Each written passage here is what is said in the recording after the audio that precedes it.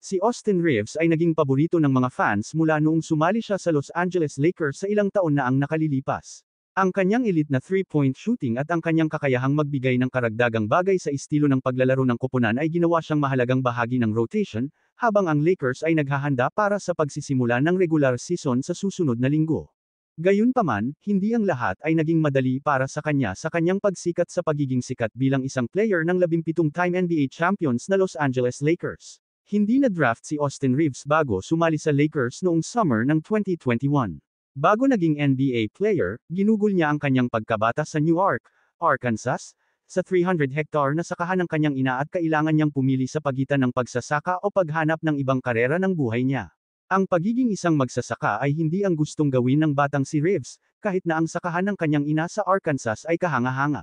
Narito ang ilang mga larawan ng bukid. Bagamat, sa huli ay pinili niyang maging isang basketball player. Ngayon bilang isang mahalagang bahagi ng Lakers rotation, si Austin Reeves ay ginantimpalaan ng isang bagong 4 na taong deal sa Lakers, na nagkakahalaga ng $54 million. Gusto ni Austin Reeves na maging bahagi ng LA Lakers sa mahabang panahon at sa kabila ng kanyang pagiging free agent, siya ay hindi payag na pumirma sa ibang koponan, kahit na isinasaalang-alang niya ang iba pang mga alok ng ibang team na mas malaking offer sa kanya. Sa kabila ng kanyang kahangahangang stint sa Lakers noong 2022 hanggang 2023 season, mayroon pa ring mga tagahanga na itinuturing siyang overrated.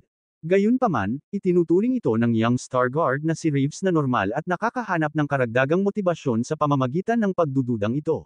Si Austin Reeves sa darating na isang season kung saan siya ay nag-average ng 13.0 points per games, 3.0 rebound per games at 3.4 assist per games, yun ay sa 64 games, sa 52.9% mula sa field at 39.8% beyond the arc. Nitong nakaraang summer, nagdebut din siya sa Team USA, na naglalaro sa FIBA World Cup, kung saan binabayaran iyon ng USA upang maging matagumpay. At malinaw na may mga tao doon na nag-iisip na hindi ako katumbas ng halaga.